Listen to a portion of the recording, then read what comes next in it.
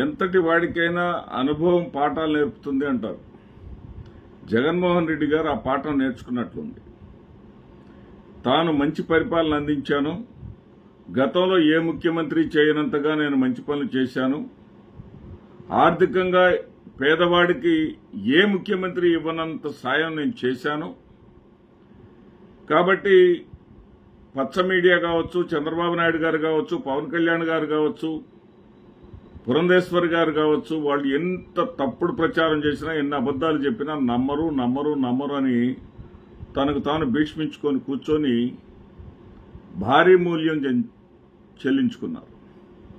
ఏ స్థాయి మూల్యం అంటే ఇక అన్నింటినీ, సంక్షేమాన్ని కానివ్వండి, సుపరిపాలన కానివ్వండి, అన్నింటినీ డామినేట్ చేసేసింది ఈ విష ప్రచారం అనేది. జగన్మోహన్ రెడ్డి వ్యక్తిత్వ హననం కావచ్చు, జగన్మోహన్ రెడ్డి పరిపాలన దుర్మార్గం అని, అరాచకమని చేసినటువంటి ప్రచారం దెబ్బకి అన్నీ కొట్టుకుపోయినాయి. నిజమే, జగన్మోహన్ రెడ్డి దుర్మార్గమే చేశాడనేటటువంటి దానికి ప్రజల్ని తీసుకొచ్చారు, ఆ స్టేజ్కి తీసుకొచ్చారు. ఆ ఎన్నికల్లో ఖచ్చితంగా కులం పనిచేయలేదు, మతం పనిచేయలేదు, ఏమీ పనిచేయలేదు. భారతీయ జనతా పార్టీతో పొత్తు పెట్టుకుంటే మరి ఆంధ్రప్రదేశ్లో నష్టం వాటిల్లుతుంది అని చెప్పేసి అంచనాలు వేశారు. కానీ ముస్లిం నియోజకవర్గాల్లో కూడా భారీ మెజారిటీలతోటి కూటమి అభ్యర్థులు గెలిచారు. దీనికి బేసిక్గా ఒక కారణం కూడా ఉంది. తెలంగాణ పరిస్థితులు వేరు, ఆంధ్రప్రదేశ్ పరిస్థితులు వేరు. తెలంగాణలో భారతీయ జనతా పార్టీ బలంగా ఉండటం వల్ల కానివ్వండి, అక్కడ మజ్లిస్ పార్టీ వల్ల కానివ్వండి, హిందూయేతర ఆలోచన విధానం, భావజాలం అక్కడ ఉంది. ఆంధ్రప్రదేశ్ రాష్ట్రంలో మాత్రం అది వేళ్లోనూ లేదు. మత ప్రాతిపదికన ఓట్లు పడేటటువంటి పరిస్థితి లేదు. అందుకే భారతీయ జనతా పార్టీ నోటాతో పోటీ పడే స్థాయిలో మాత్రమే ఉంది. 1 కన్నా తక్కువ శాతం మాత్రమే ఓట్లు దానికి పోలవుతాయి. ఆ పరిస్థితిలో ఆంధ్రప్రదేశ్లో ఉంది. అలా ఉన్నటువంటి భారతీయ జనతా పార్టీ కోసం తెలుగుదేశం పార్టీ వక్ఫ్ బిల్లుని ఈ మధ్య లోక్సభలో ఆమోదించినప్పుడు తెలుగుదేశం పార్టీ జై కొట్టింది. తెలుగుదేశం పార్టీ ముస్లింలని బేఖాతరు చేస్తూ భారతీయ జనతా పార్టీ తనకు ఎన్నికల్లో సాయం చేసింది కాబట్టి, తనతో పొత్తు కలవదు అనుకుంటే కలిసింది కాబట్టి, భారతీయ జనతా పార్టీతో పేచీ పెట్టుకుంటే తన కుర్చీకి ఇబ్బంది జరిగిద్ది అనేటటువంటి ఆలోచనతోటి వాళ్ళు ఆ బిల్లుకి అనుకూలంగా ఓటు వేశారు. అయితే బిల్లుకు వ్యతిరేకంగా ఓటు వేసినటువంటి వైఎస్ఆర్సీపీని కూడా తనకున్నటువంటి మీడియా బలం ద్వారా, తనకున్నటువంటి సోషల్ మీడియా ద్వారా వైఎస్ఆర్సీపీ పైకి చెప్పేది ఒకటి, లోపల చేసింది ఒకటి.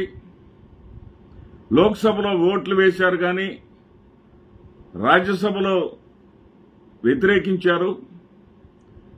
ఇట్లా అచ్చోసినటువంటి అబద్దాలు. మనం ఏం చెప్పినా ప్రజలు నమ్ముతారులే, వాళ్ళెటు ఓట్లు వేయలేదు, వాళ్ళెటు వ్యతిరేకించలేదు. కానీ వ్యతిరేకించినటువంటి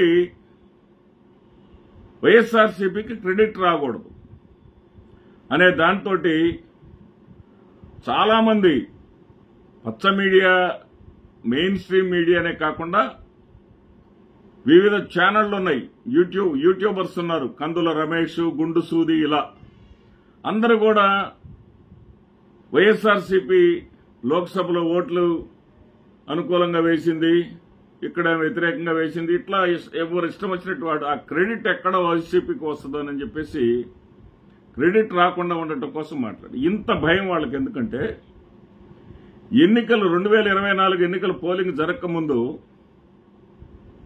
లోకేష్ గారు ఎన్డీటీవీ ఇంటర్వ్యూలో పాల్గొన్నారు. మీకు అందరికి గుర్తుందో లేదో నేను ఒకసారి రీకాల్ చేస్తున్నా. ఆ ఎన్డీటీవీలో ముస్లింలకు రాజశేఖర రెడ్డి గారి హయాంలో ఆంధ్రప్రదేశ్ రాష్ట్రంలో ముస్లింలకు రిజర్వేషన్ ఇవ్వడం జరిగింది. మరి ఆ రిజర్వేషన్ భారతీయ జనతా పార్టీ వ్యతిరేకిస్తుంది కదా, మీరు భారతీయ జనతా పార్టీ తోటి ఏకీవిస్తారా, విభేదిస్తారా? డిమార్క్ అవుతారా అని చెప్పేసి ఆయన అడిగితే, డిమార్క్ అవుతారా అని అడిగితే అతను ఒక సెకండ్ కూడా ఆలోచించకుండా మేము డిమార్కే అవుతాం, social justice is there, Telugu Desam party ఎప్పుడు కూడా సోషల్ జస్టిస్ కి కట్టుబడి ఉంటుంది అని చెప్పడం జరిగింది. అంటే ఇప్పటికిప్పుడు తెలుగుదేశం పార్టీకి నష్టం జరగకపోవచ్చు, కానీ ఈ రోజున ఈ పచ్చ మీడియా, ఈ సోషల్ మీడియా అచ్చోసినటువంటి అబద్దాలు, నిరంతరం అసత్యాలే, నిరంతరం. ఒక్క రోజన్నా సరే నిజం చెప్తారంటే ఆ పేపర్లు తీస్తే 100 ఐటమ్స్ ఉంటే 70కి పైగా అసత్యాలే ఉంటాయి, అబద్ధపు రాతలే ఉంటాయి. సరే, వీటిని ఇక మనం ఎదుర్కోవాలంటే ప్రత్యక్షంగా రంగంలోకి దిగాలనుకున్నాడేమో చంద్రబాబును ఎదుర్కోవాలంటే జగన్మోహన్ రెడ్డి గారు సుప్రీంకోర్టులో పిల్ వేశాడండి. సుప్రీంకోర్టులో వక్ఫ్ బోర్డ్ బిల్లు ఏదైతే ఉందో, వక్ఫ్ బిల్లు పార్లమెంట్లో ఆమోదించినటువంటి వక్ఫ్ బిల్లు సమర్థనీయం కాదు, అది మైనారిటీల ఆస్తుల జోలి వస్తుంది, మత స్వేచ్ఛను కొల్లగొడుతుంది, దీనిపై చర్యలు తీసుకోవాలి అని ఏకంగా సుప్రీంకోర్టుకు వెళ్లారు. సుప్రీంకోర్టుకు వెళ్లటమే కాకుండా మిగతా పార్టీలకు ఆదర్శమయ్యాడు. జగన్మోహన్ రెడ్డి గారు సుప్రీంకోర్టులో పిల్ వేసిన తర్వాత కాంగ్రెస్ పార్టీ, ఇతర కొన్ని కాంగ్రెస్ అనుకూల పార్టీలు కూడా కోర్టులో, కమ్యూనిస్ట్ పార్టీ అనుకుంటా, సబ్జెక్టు కరెక్షన్, కోర్టులో పిటిషన్స్ వేయటం జరిగింది. ఇప్పుడు కుడితిలో పడ్డ ఎలక ఎలా గిలగిల తన్నుకుంటుందో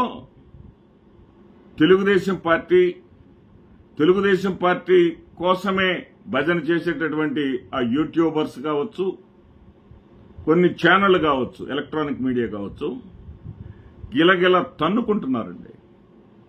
ఇప్పుడు ఏంటంటే నిన్నటిదాకా అబద్దాలు చెప్పారు. జగన్మోహన్ రెడ్డి గారు పైకే బిల్లును వ్యతిరేకిస్తుంది, మోడీ గారంటే భయంతో మరి అనుకూలంగానే ఓట్లు వేశారు అనే అబద్దపు రాతలు రాసి ఉన్న ఇళ్లకి చాచి లెంప మీద కొట్టినట్టుగా జగన్మోహన్ రెడ్డి గారు సుప్రీంకోర్టులో పిల్ వేయటం ద్వారా ఇప్పుడు ఇది కూడా రాయాలి. వాళ్ళు జగన్మోహన్ రెడ్డి గారు ఆ పేపర్లలో ఈ వీడియో నేను ఈ విధంగా చేయటం తప్పు అని నాకు నేనుగా క్షమాపణలు చెప్పాలి అంటే రేపొద్దునే ఈనాడు, ఆంధ్రజ్యోతిల్లో వక్ఫ్ బిల్లుకి వ్యతిరేకంగా వైఎస్ఆర్సీపీ సుప్రీంకోర్టుకు వెళ్లిందనేటటువంటి వార్తని బ్యానర్ ఐటమ్ గా ఇచ్చేటటువంటి దమ్ము, ధైర్యం వీళ్లకుందా?